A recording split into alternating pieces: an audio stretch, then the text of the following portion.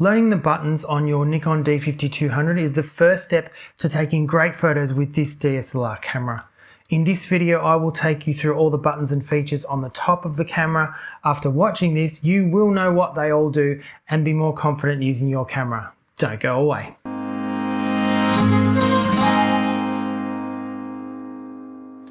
Hi, I'm Barry from Photographer's Freedom. My Nikon D5200 has taken over 194,000 photos. It's a little broken and worn out, but it still works.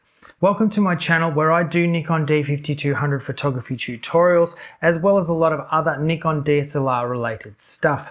If you want to take a moment to subscribe to my channel, please do so now. Once you've done that, grab your D5200 and let's get started. At the front right of the camera you have the power switch and the shutter release button. The power switch turns the camera on and off.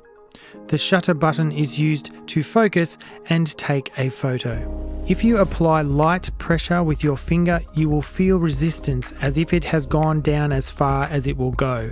This is called a half press of the shutter button.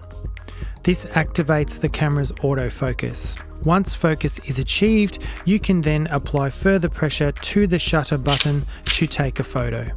Back and to the right of the shutter button, you have the exposure compensation button. This is printed with a black and white square with plus and minus symbols inside.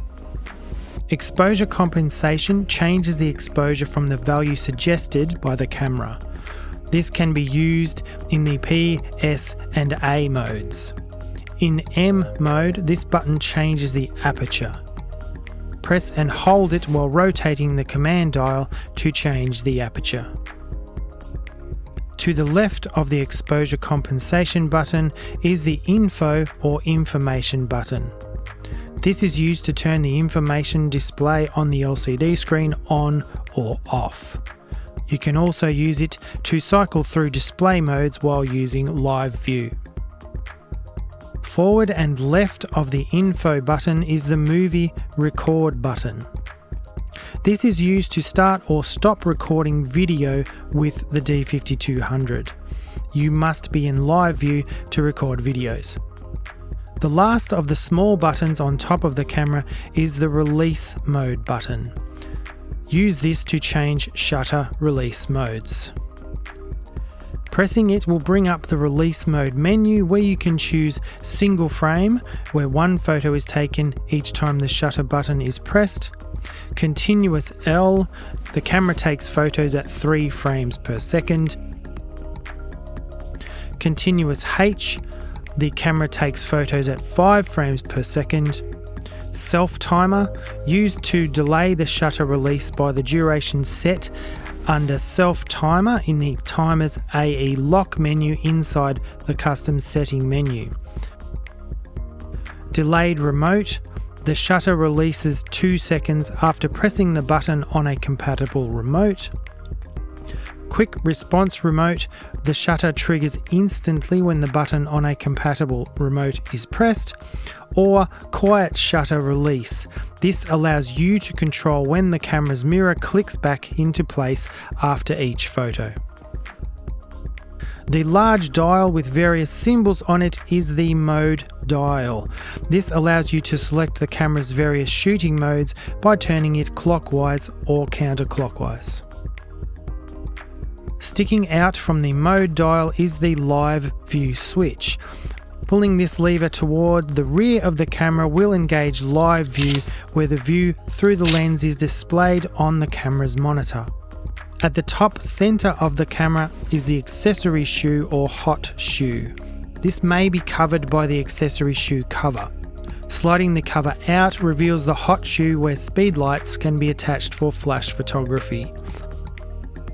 You can also get a range of accessories that can be attached to the hot shoe. Some are listed in the video description. In front of the hot shoe is the stereo microphone. This will record audio when you film video with the Nikon D5200. For a step-by-step guide on how to film video with the D5200, watch the video I have linked in the card above and in the video description. On the left of the camera is the speaker, which allows any recorded audio to be heard during playback. Behind the speaker is the focal plane mark. To determine the distance between your camera and your subject, you should measure from this mark. On either side of the camera are the strap eyelets. These are for securing a suitable camera strap.